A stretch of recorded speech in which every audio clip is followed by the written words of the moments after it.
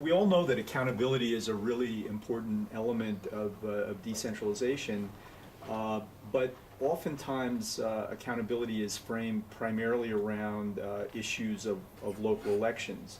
And the bottom line on that is that we know local elections are important for local accountability, but they're also a blunt accountability instrument. So there have to be other ways for citizens to connect with their local governments. And in some of these are just basic information sessions.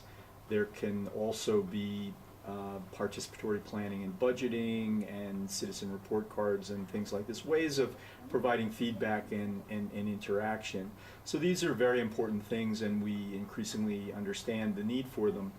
But it's also true that many of these things have been done in a relatively formulaic way. Originally, for example, participatory budgeting emerged organically out of a very specific environment in Porto Alegre, Brazil.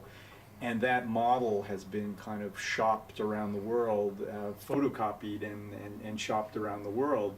In the Porto Alegre case, the guidelines for participatory budgeting did not come from a Ministry of Local Government or a donor manual. They were developed locally for local purposes.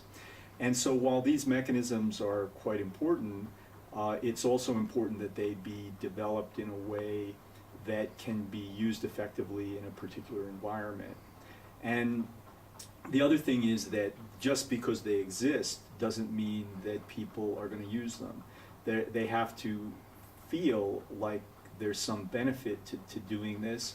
They have to know how to use them. They have to feel comfortable with using them, not be intimidated by the presence of certain people in the room so that they're going to just repeat what some local leader wants and so forth. And this means that in certain environments you have to think about perhaps structuring these sessions of participatory planning and budgeting in a different way so that you can get people to speak their mind and really genuinely assemble some feedback. I think the other part of this too is that if it has an influence, then people may continue to do it. And of course, you think about whatever country you live in, many of us aren't very engaged in participatory processes. Partly that's because in more industrialized, in more developed countries, we get basic services and infrastructure already, so it's less of interest to us. But at the same, and we have some trust in our local governments. But at the same time, these elements are available, and if people, if there's some controversial project or something, people will show up and air their mind. But it's because they feel empowered to challenge their local government on something and not just accept whatever decisions are made by the local government. And so that kind of sensibility has to be developed over time.